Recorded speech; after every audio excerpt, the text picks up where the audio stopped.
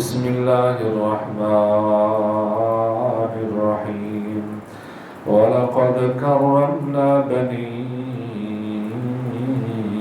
آدم وحملناهم في البر والبحر ورزقناهم من الطيبات وفضلناهم على كثير ممن خلقنا تفضيلا. صدق اللہ العظیم. تمام قسم کی تحمیدات، تمجیدات، تکبیرات اور تقدیسات اللہ رب ذوالجلال والاکرام کے لیے. بے شمار لاتعداد انگنت بحد و حساب درود و سلام سرور کائنات امام الانبیاء خطیب الانبیاء احمد مجتبیٰ حضرت محمد الرسول اللہ صلی اللہ علیہ وسلم کی ذات مقدسہ مطہرہ پر بے شمار رحمت نادم ہوں اہل بیت پر، صحابہ کرام پر، تابعین نظام پر، اولیاء کرام پر اور ائمہ کرام پر. حمد و ثنا کے بعد آج کا موضوع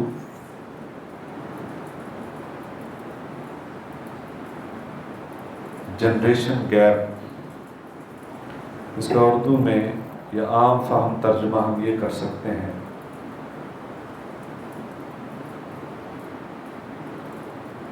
اس وقت کے جو نوجوان ہیں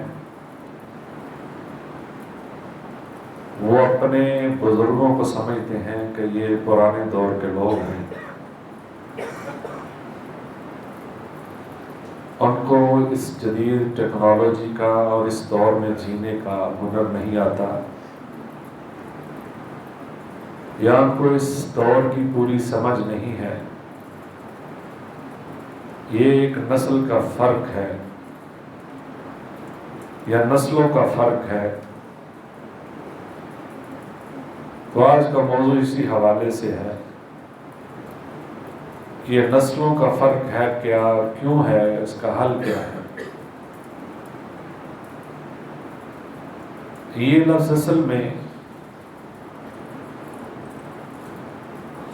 جب سے دنیا میں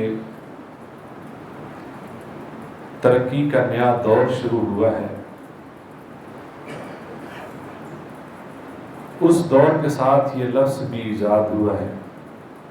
اس زمانے میں تقریباً 1960 سے یہ لفظ استعمال ہوتا ہے، جنریشن گیپ کا، نسلوں کے فرق کا. اور جیسے جیسے یہ ٹیکنالوجی میں اضافہ ہوتا جا رہا ہے، یہ سوچ بھی زیادہ مضبوط ہوتی جا رہی ہے اور عملاً بھی اس کا مظاہرہ ہمیں نظر آتا ہے.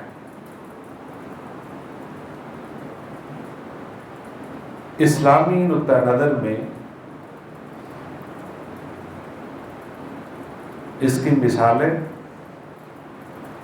اور کیا یہ کائنات جب سے بنی ہے یہ پہلی دفعہ ہوا ہے؟ سر، ہر دور میں آنے والے انسانوں نے پچھلے دور کو قدیم دور ہی کہا ہے، اس کو غیر ترقی یافتہ دور ہی کہا ہے. انہوں نے آنے والے دور میں یہی سمجھا ہے کہ ہم جدید دور میں رہتے ہیں، جدید دنیا ہے. آپ ساری تاریخ اٹھا کے دیکھ لیں، ہر نسل میں ہر دور میں یہی سوچ تھی. لیکن اس وقت جتنا درمیانی فرق آ چکا ہے سوچوں میں، نظریات میں اور عادات میں، رہن سہن میں، فیشن میں، بود و باش میں، یہ سارا فرق پہلے کہیں نہیں نظر آتا جتنا اب نظر آتا ہے. بہت ساری ایسی باتیں ہیں جو چند سال پہلے ایک عیب نظر آتا تھا، پھر وہ زندگی کا حصہ بنا، اب اس کو محسوس بھی نہیں کیا جاتا. مثلا ایک دور یہ آیا تھا کہ اگر کوئی کسی گاؤں میں کسی علاقے میں اپنے بیٹے یا بیٹی کے لیے رشتہ دیکھنے جاتا تھا، اس گھر کی چھت پہ ڈش انٹینا نظر آ جاتا تھا تو وہاں رشتہ نہیں کرتے تھے. شریف لوگ وہاں رشتہ نہیں کرتے تھے، اس لیے کہ یہ لچل فنگے لوگ ہیں، کوئی عیاش قسم کے لوگ ہیں، ان کے ساتھ ہمارا یہ رشتہ شریف لوگ نہیں ہے. یہ ایک علامت تھی. پھر کیبل کا دور آیا کہ جن کے ہاں کیبل لگی بھئی ان کے گھروں میں تو کیبلیں چلتی ہیں، وہاں رشتہ نہیں ہوتا تھا. اب ہر ایک جیب میں ڈش کی سارے فنکشن موجود ہیں. اب اس چیز پھر وقت آیا کہ اس کو معیوب نہیں سمجھا گیا. کیوں؟ اسی گاؤں میں اسی محلے میں کوئی گھر ایسا نظر ہی نہیں آتا تھا جس میں ڈش انٹینا نہیں ہوتا تھا، یا کوئی گھر ایسا تھا نہیں جہاں کیبل نہیں لگی ہوتی تھی، لہذا اس کو معیوب نہیں سمجھا جاتا. اقداریں جتنی تیزی سے اس دور میں بدلی ہیں شاید پہلے نہیں بدلی ہیں. جو لوگ بارات میں جاتے تھے، شادی کے لیے جاتے تھے، وہاں بزرگوں کا ایک خاص جتھا یا ایک گروہ 5-10 بزرگ بارات کے آگے ہوتے تھے، قطع نظر اس کے کہ یہ بارات جائز ہے ناجائز ہے، میں اقدار کی بات کر رہا ہوں.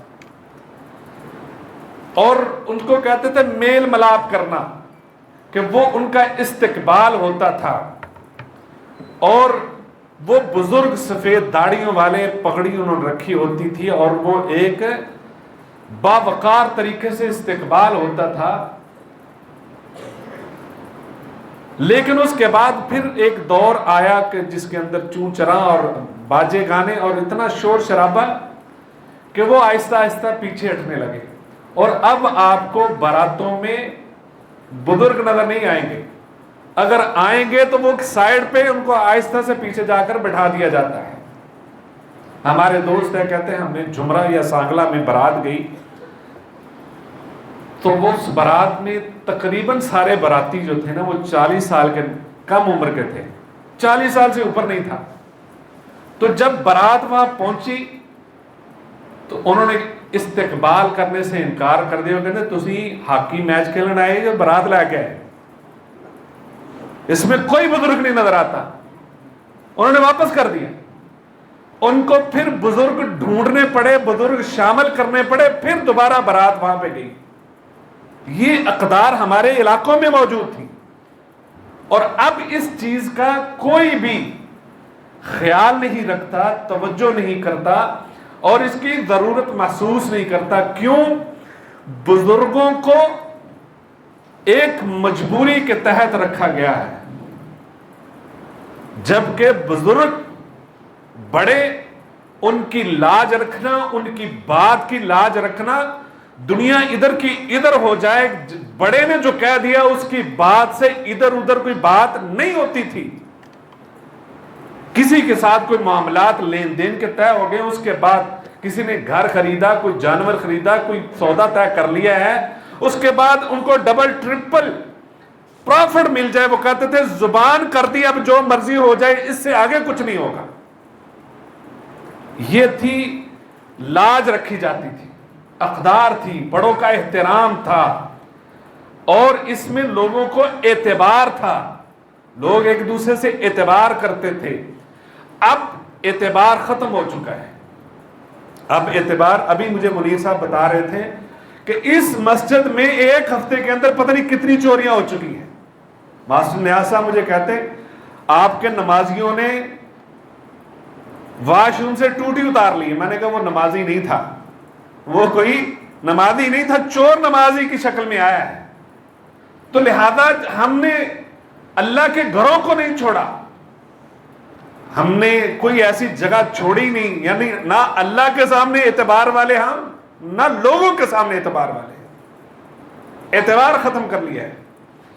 اقدار تھیں لوگوں کی باتوں، اور اب نوجوان کہتے ہیں مجھے کسی کی پرواہ نہیں ہے، میں نہیں کسی کی بات کو مانتا، میں کسی کی پرواہ نہیں کرتا.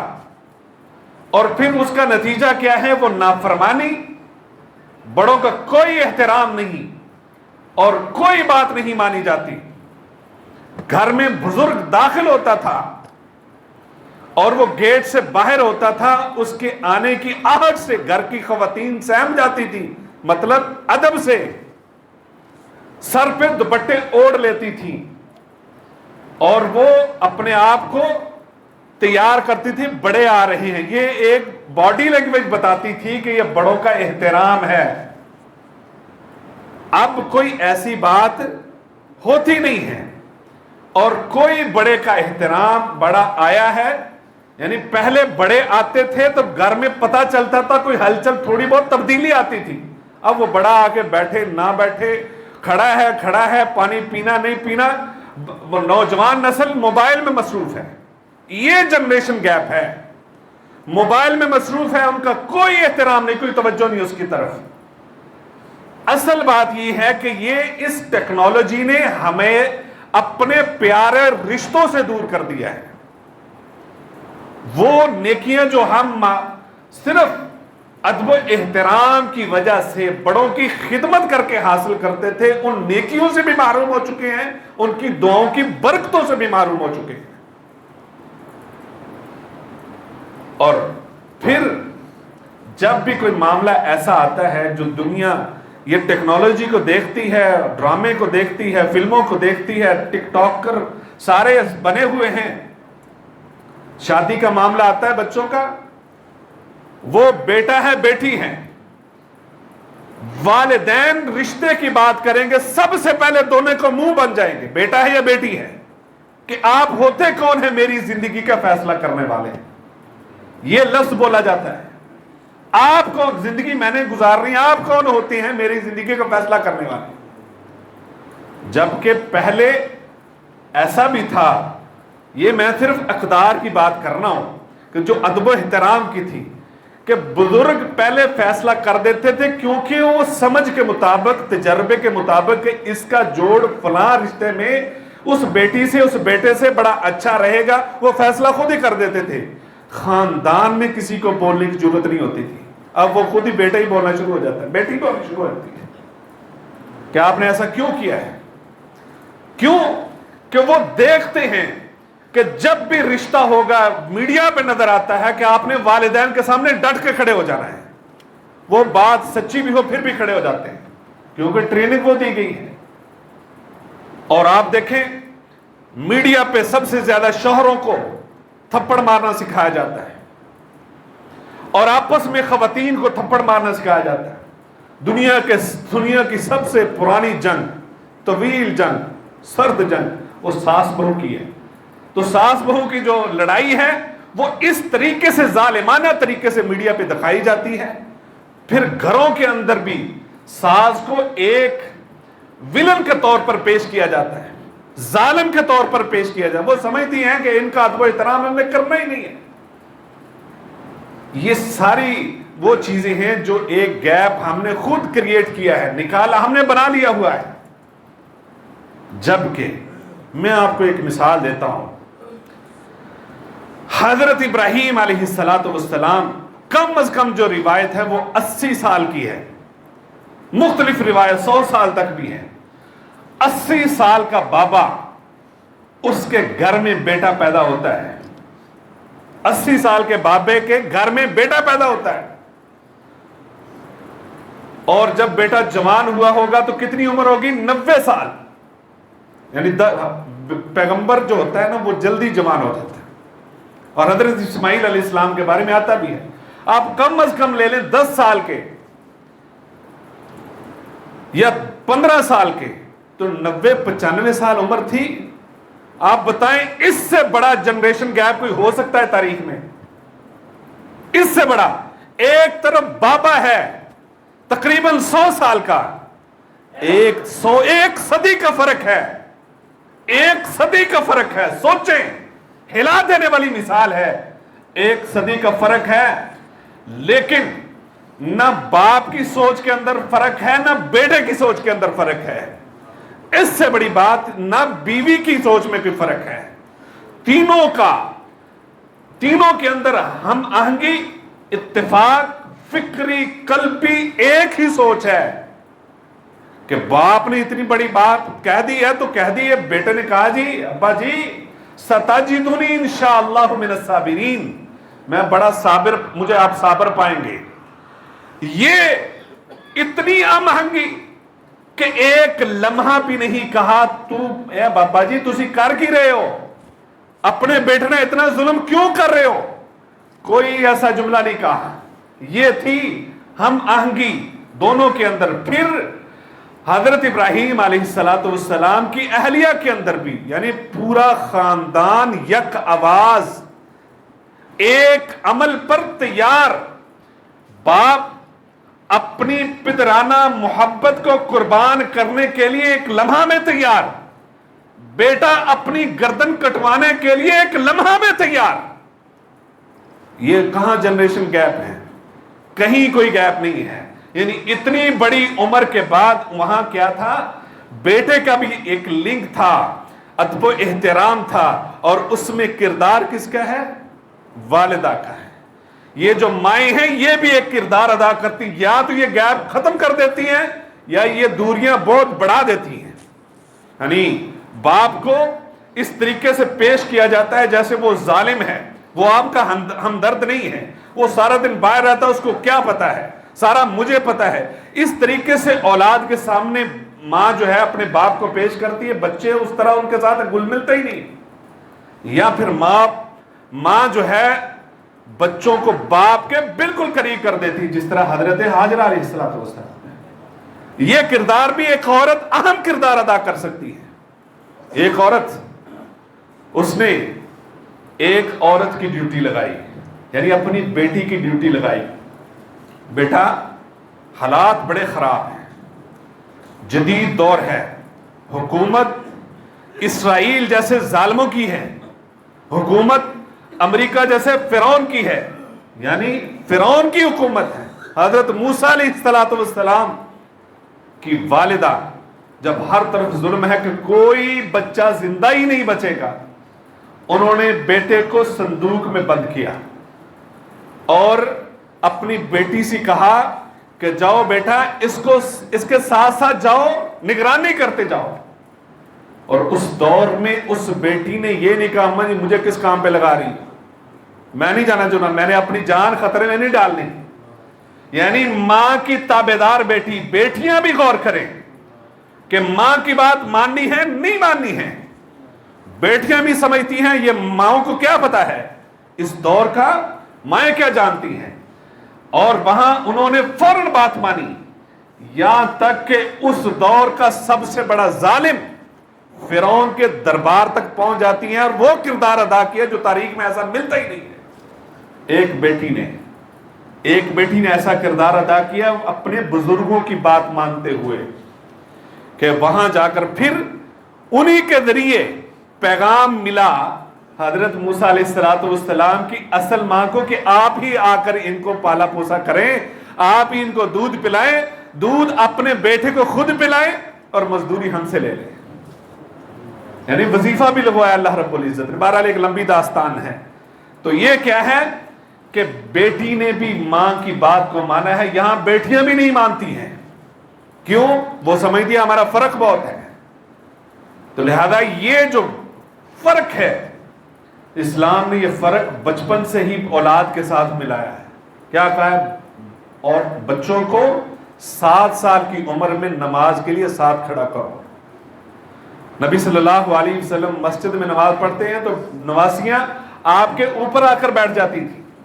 حضرت امامہ رضی اللہ تعالیٰ عنہ چھوٹی بچی تھی، آپ کے سجدے میں جاتے اوپر آ کر بیٹھ جاتی تھی. یعنی بچوں کو مانوس کیا ہے، اپنے ساتھ ملایا ہے.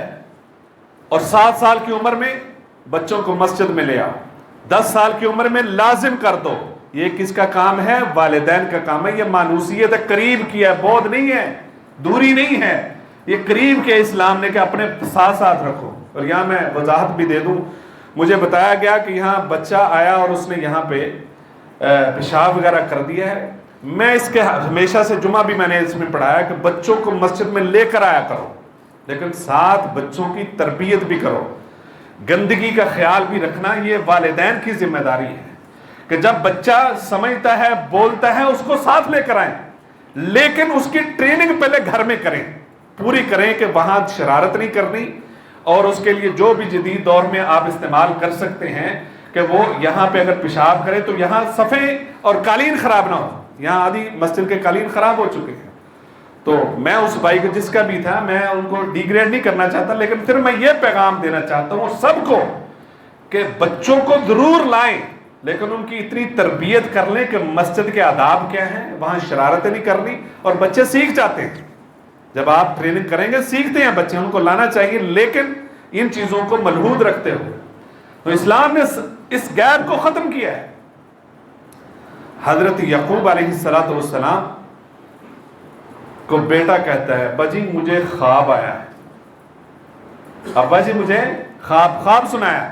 اب خواب سنانے کے بعد دونوں باپ بیٹا بیٹھے ڈسکس کر رہے ہیں، اور باپ بیٹے کو سمجھا رہا ہے کہ بیٹا یہ اپنے بھائیوں کو نہیں بتانا ہے، یعنی آپ اتنے اولاد کے قریب ہوں کہ ان کو سمجھائیں کہ کتنے قریبی رشتے بھی آپ کو نقصان دے سکتے ہیں۔ یہ کس کو پتا ہوتا ہے؟ یہ صرف بڑوں کو پتا ہوتا ہے، یہ بڑوں کو پتا ہوتا ہے، چھوٹوں کو بھی پتا نہیں ہوتا۔ وہ بڑے جانتے ہیں خاندان میں کون کس لیول کا ہے، کس سوچ کا ہے، وہی ٹریننگ دیں، لیکن خلوص سے دیں۔ یہ نہیں کہ بیجا حسد برتے رہیں بچوں میں، بیجا نفرت برتے رہیں، لیکن وہ چیز جو جینوین نظر آتی ہے وہ بڑے بتا سکتے ہیں۔ یعقوب علیہ السلام نے بتایا بیٹا آپ نے بھائیوں کے ساتھ رہنا ہے تو سب سے بہترین بات ہے آپ نے ذکر ہی نہیں کرنا۔ یہ ڈسکس ہو رہا ہے، کیا ہے؟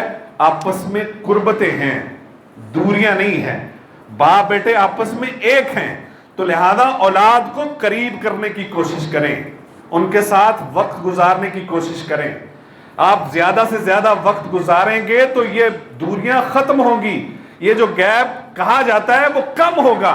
آپ کیوں اپنے آپ کو دور کر رہے ہیں ان سے؟ ان کے قریب ہوں۔ اسی طریقے سے حضرت ابراہیم علیہ السلام نے جو خواب، یعنی یہاں بھی پیغمبر یعقوب علیہ السلام ہے، وہاں ابراہیم علیہ السلام، دونوں نے خواب، یا یوسف علیہ السلام نے خواب بیان کیا، ادھر باپ ابراہیم نے خواب بیان کیا۔ یہاں خواب ڈسکس ہو رہے ہیں، کیا مطلب؟ خواب بھی آتا ہے تو والدین بیٹے سے ڈسکس کرتے ہیں اور بیٹا باپ سے ڈسکس کرتا ہے، اتنی قربتیں ہیں۔ اور یہاں کوئی بڑے سے بڑا مسئلہ بھی ہو جائے تو بیٹا باپ کو نہیں بتاتا، باپ بیٹے سے نہیں پوچھتا۔ یہ کیوں دوریاں ہیں؟ اور جب بڑا نقصان ہو جاتا ہے تب پتہ چلتا ہے بیٹا تھانے میں فون آتا ہے جی تھانے سے بیٹے آپ پتہ کریں، اور اتنا کچھ ہو چکا ہے، اور اتنی دوریاں ہیں۔ جب رشتے طے ہوتے ہیں، باتیں طے ہوتی ہیں، اپنی من مانیاں ہوتی ہیں۔ عید کے دنوں میں سٹی 41 کی خبر میرے پاس سکرین شاٹ ہے موبائل میں، ایک وکیل نے کہا فیصلہ آباد میں روزانہ 37 طلاقیں ہوتی ہیں، صرف فیصلہ آباد میں۔ یہ کس کا نتیجہ ہے؟ بڑوں سے دوری کا نتیجہ ہے، نافرمانیوں کا نتیجہ ہے، من مانیوں کا نتیجہ ہے، اور کسی سے مشورہ کیے بغیر اور اللہ سے استخارہ یعنی مشورہ کیے بغیر استخارے کے بعد جذباتی ہو کر فیصلے کیے، اور بعد میں اتنی تعداد آپ مہینے کا حساب لگائیں کہاں جاتی ہے بات۔ تو یہ کیوں ہے سارا کچھ؟ اس لیے کہ یہ جو جتنا گیپ ہے اس کو کم کرنے کی ضرورت ہے۔ بڑوں کو مجلس لگانی چاہیے گھروں میں، ان کو پاس، بچوں کو پاس بٹھانا چاہیے، سختی کرنے میں کوئی حرج نہیں اس اعتبار سے کہ اتنا وقت موبائل استعمال ہوگا ہی نہیں، جو مرضی ہو جائے، موبائل بند ہونے کا آپ ٹائم طے کریں۔ جب روزانہ ٹائم طے ہو جائے گا، جو بندہ نمازی ہے نا بھائی، جو بندہ نمازی ہے اور اس کا دوست بھی نمازی ہے، آپ کو اس کو بتانے کی ضرورت نہیں ہے۔ سعودی عرب میں جو رہتے ہیں، جنہوں نے کام کیا، ان کو تجربہ ہے۔ سعودی عرب میں نماز کے وقت آپ کو سائلنٹ پہ موبائل لگانے کی ضرورت نہیں پڑتی۔ کیوں؟ اس لیے کہ ہر بندہ نمازی پتہ ہے نماز کا وقت اب کال کرنی نہیں ہے۔ یہاں موبائل کو سائلنٹ کیوں کرنا پڑتا ہے؟ کسی کو پتہ نہیں نماز کا وقت کیا ہے، موبائل نماز کے وقت بھی چل رہا ہوتا ہے۔ کوئی بندہ فون کرتے وقت یہ نہیں دیکھتا کہ وقت نماز کا ہے، میں کال کروں کہ نہ کروں۔ میں بات یہ بتانے لگا ہوں کہ جب آپ کا پتہ ہے کہ نمازی ہیں، آپ کے دوستوں کو بھی پتا ہوگا کہ اس وقت کال نہیں کرنی کیونکہ وہ بندہ نماز میں ہو سکتا ہے، موبائل نکالے گا فوراً سے کہ اب نماز ہو رہی ہے. اسی طریقے سے گھروں کے اندر بھی آپ ٹائم طے کریں گے، چند دن کوئی فون کال آتی ہے تو ان کو پتا اس وقت کال سنی نہیں جاتی تو وہ نہیں کریں گے. سب سے ضروری رشتے ہیں. آپ سارا دن کماتے ہیں، آپ سارا دن کھپتے ہیں، تو یہ کس لیے کرتے ہیں؟ رشتوں کے لیے. اور رشتوں کے بارے میں آپ کو پتہ ہی نہیں ہو کیا رہا ہے. یعنی سارا دن ان کے لیے کماتے ہیں لیکن ان کے بارے میں ان کی اخلاقیات کیا ہیں، ان کے طور طریقے کیا ہیں، ان کی زندگی کیسے چل رہی ہے آپ کو اس کا پتہ نہیں، تو پھر آپ کے کمانے کا کیا فائدہ ہے؟ جس طرح آپ کے اوپر یہ فرض ہے کہ ان کو کما کر دیں، اس سے زیادہ فرض یہ ہے کہ ان کی زندگی کو بھی سمجھیں، سوچیں، دیکھیں وہ کرتے کیا ہیں. یہ بھی آپ کی ذمہ داری ہے. تو لہذا ساری بات کا خلاصہ یہ ہے کہ اس طریقے سے جس طرح میں نے 2-3 مثالیں صرف آپ کے سامنے رکھی ہیں. تعمیر کعبہ ہو رہا ہے، باپ نے کہا آؤ بیٹا ہم آج مزدوری کریں گے. باپ بیٹا مزدوری کر رہے ہیں، بیت اللہ کی تعمیر کر رہے ہیں. یہاں باپ بیٹے کو کہتا ہے یہ فلاں کام مگر میرے پاس نہیں ٹائم، میں آن لائن کلاس لے رہا ہوں، میں فلاں کام کر رہا ہوں. باپ نے کہا آؤ کعبہ کی تعمیر کریں. دونوں پیغمبر ہیں، کوئی انسلٹ، کوئی بے عزتی محسوس نہیں کہ ہم مزدوری کریں. یہ کام، یہ اعزاز کہ اللہ کا حکم ہے ہم نے یہ کام کرنا اور کیا ہے. اور پھر دونوں کی قلبی، ذہنی، فکری یگانگت، ہم آہنگی، اتحاد، برابری، مساوات کتنی ہے کہ دعا بھی کرتے ہیں تو لفظ یکساں ہوتے ہیں. عمروں میں فرق دیکھیں لیکن کوئی جنریشن گیپ نہیں تھا. اس لیے اب جنریشن گیپ، ایک جنریشن نے بھی، نئی جنریشن نے بھی یہ کام کرنا ہے اور بڑوں نے بھی یہ کام کرنا ہے. اور ضروری ہے کہ بات چیت کو بڑھایا جائے، کمیونیکیشن بڑھائی جائے، آپس میں تعلقات کو قریب کیا جائے اور ایک دوسرے کے پاس بیٹھنے کی کوشش کریں. اسی طریقے سے احترام کا رشتہ جو ہے اس کو ملحوظ رکھیں. نئی جتنے لوگ ہیں ان کو ملحوظ رکھنا چاہیے. بزرگوں کو پتا ہے کہ شادیاں ہوتی تھیں اولادوں کی تو بیٹا اپنی بیگم کے ساتھ ایک چارپائی پہ باپ کے سامنے نہیں بیٹھتا تھا. منع نہیں ہے، شریعت میں منع نہیں ہے، لیکن میں بات کر رہا ہوں حیا کی، احترام کی، کہ باپ کے سامنے اس طرح نہیں بیٹھتے تھے. آج دوستیاں، ناجائز دوستیاں ہو رہی ہیں، سرعام ہو رہی ہیں، باپ کو پتہ بھی ہے باپ کچھ نہیں کر سکتا. اتنا فرق آ چکا ہے. اس کو کیسے دور کیا جائے گا؟ اولاد کو قریب کریں. اولاد کو چاہیے والدین کو اتنا قریب سمجھے اور انہی کو فیصل سمجھے، انہی کو دنیا کا سب سے بڑا خیرخواہ سمجھیں، وہی آپ کے خیرخواہ ہیں. اور اسی طریقے سے احترام کو لازم کریں، باہمی ایک دوسرے کے ساتھ تعاون کریں، ایک دوسرے کی بات کو مانیں. والدین کو بھی چاہیے کہ وہ بیٹیوں کی باتوں کو سمجھنے کی کوشش کریں. ہر وقت تھانے دار بننا بھی ٹھیک نہیں ہے، اور ہر بات کو مان لینا بھی ٹھیک نہیں ہے. جو بہتر لگتا ہے وہ آپ وہی فیصلہ کریں. ہر وقت ضد میں نہیں رہنا چاہیے. بعض فیصلے ہم ضد میں کر دیتے ہیں. یہ کون ہوتا ہے کہ میری بات نہ مانے؟ اب بیٹے نے ایک دفعہ کہہ دیا کہ یہاں ٹھیک نہیں ہے. بیٹا سمجھدار ہے، بیٹی سمجھدار ہے، والدین کو بھی چاہیے کہ اگر وہ بات صحیح کر رہا ہے تو اس کی بات کو مانا جائے، اس کا احترام کیا. اور والدین کو بھی چاہیے کہ ان چیزوں کو ملحوظ رکھیں. اور اولاد کو بھی چاہیے کہ والدین اگر خیر خواہی سے کوئی فیصلہ کرتے ہیں ان کے احترام آمنا و صدقنا کہہ دیں. اللہ اس غلط فیصلے کو بھی آپ کے لیے باعث برکت بنا دے گا. ایسی مثالیں موجود ہیں. وقت ختم ہو گیا نہیں تو میں مثالیں وہ بھی دیتا. تو لہذا یہ دوستانہ گھر میں ماحول بنائیں. آپس میں ایک دوسرے کے ساتھ قریب آنے کے لیے دوستانہ فرینڈلی ماحول ہونا چاہیے، اور پھر یہ جو دوریاں ہیں قربتوں پہ بدل جائیں گی. اللہ عمل کی توفیق عطا فرمائے. وآخر